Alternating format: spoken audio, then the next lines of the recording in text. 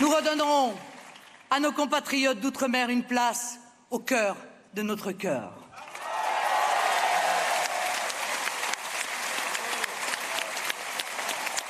Enfin, pour renforcer le sentiment d'appartenance et de solidarité, nous instaurerons un service national civil ou militaire de 3 mois pour les garçons et les filles.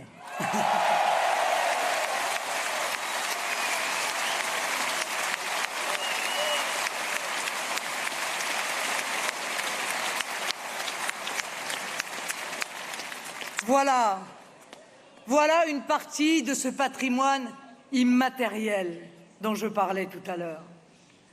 Au moment où certains annoncent la fin du travail, constatant par là même leur épouvantable échec, je défendrai résolument le travail. Nous voulons un pays qui reconnaisse enfin le travail. Parce que la première mesure est de donner un travail à chaque Français, un travail rémunéré à sa juste valeur, un travail qui permette de vivre dignement, de faire des projets et de construire sa vie.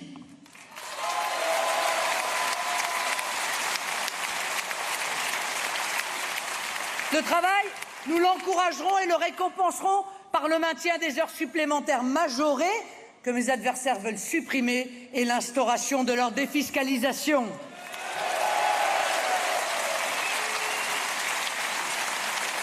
Cette mesure, elle est attendue par les salariés et elle alliera la nécessité de la revalorisation du pouvoir d'achat et la garantie d'une certaine souplesse pour l'entreprise. Mais défendre le travail, c'est aussi abaisser les impôts sur les revenus du travail. Nous le ferons de manière significative puisque nous abaisserons de 10% l'impôt sur le revenu sur les 3 premières tranches.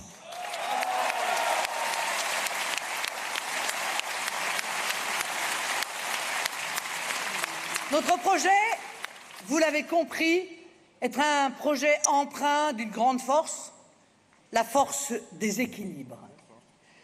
Nous n'avons personne à servir, personne à qui renvoyer l'ascenseur, aucune clientèle à fidéliser, aucun copain à remercier, aucune puissance financière à amadouer, aucun pays étranger à qui nous devrions plaire.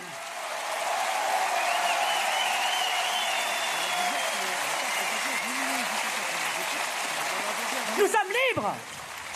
Nous sommes libres d'un projet où le peuple est central, en même temps cause et sujet. Et chaque Français est libre de trouver sa place, construire sa vie et montrer son génie. La deuxième révolution que nous voulons engager est celle de la proximité. Nous sommes pour le local contre le global. Sérieusement, qui peut croire, comme le professent les mondialistes, qu'il serait logique, écologique ou même économique de produire sur un continent, transformer sur un autre et consommer sur un troisième? En matière de production, oui, nous souhaitons privilégier les circuits courts qui supposent la réorganisation et la maîtrise de nos filières de production, la relocalisation de nos circuits de transformation et l'organisation de filières éthiques de distribution. Pour les producteurs, c'est l'assurance de juste prix. Pour le consommateur, c'est la garantie de la provenance et donc de la qualité. Et pour tous les Français, c'est l'assurance de la sécurité alimentaire et donc de la santé de soi-même et des siens.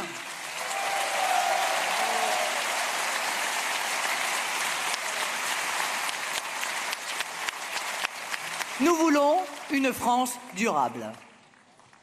Une France durable, ça passe par la relocalisation de nos productions qui passent elles-mêmes par le protectionnisme intelligent et le patriotisme économique, démarche pour nous absolument naturelle, mais aujourd'hui interdite par l'Union européenne.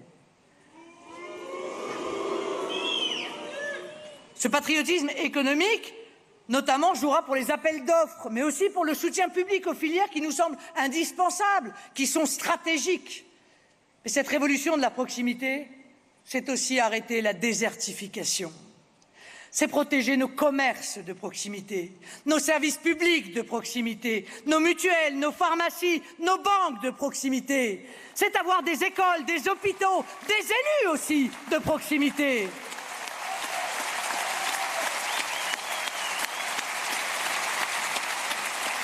C'est donc lutter contre un certain nombre de projets fous, visant par exemple à passer de 35 000 à 6 000 le nombre de communes, supprimant évidemment la relation privilégiée entre les administrés et leurs maires. Mairie, département, nation, elle est là notre proximité. Pas dans ces intercommunalités et ces conseils régionaux éloignés et coûteux, et encore moins dans cette Union européenne sans légitimité et sans efficacité, déconnectée totalement des aspirations des peuples.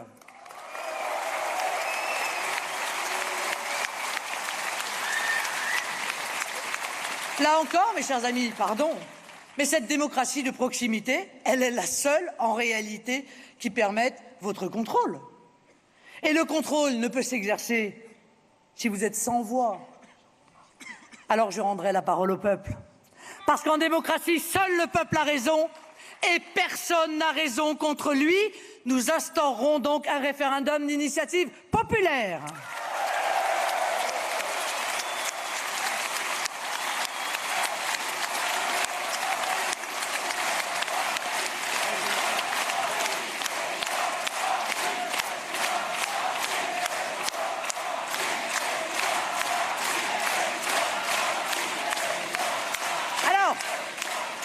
Vous attendez une loi, elle ne vient pas, 500 000 d'entre vous pourront déclencher un référendum et le peuple parlera.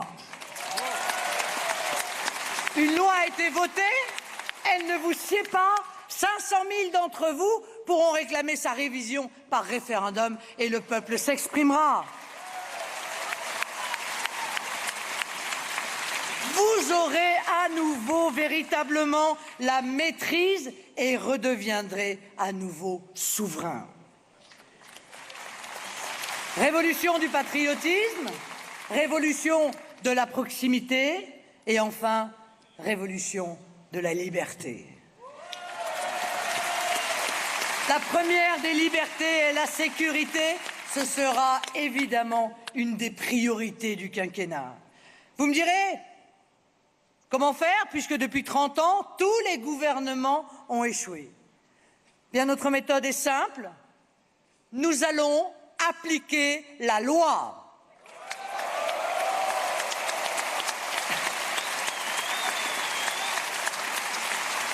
Parce que, comme le disait le cardinal de Richelieu, faire une loi et ne pas l'exécuter, c'est autoriser la chose que l'on veut défendre.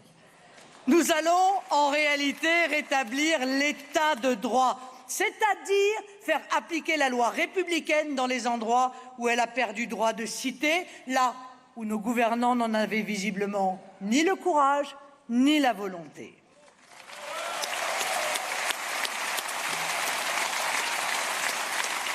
Nous allons enfin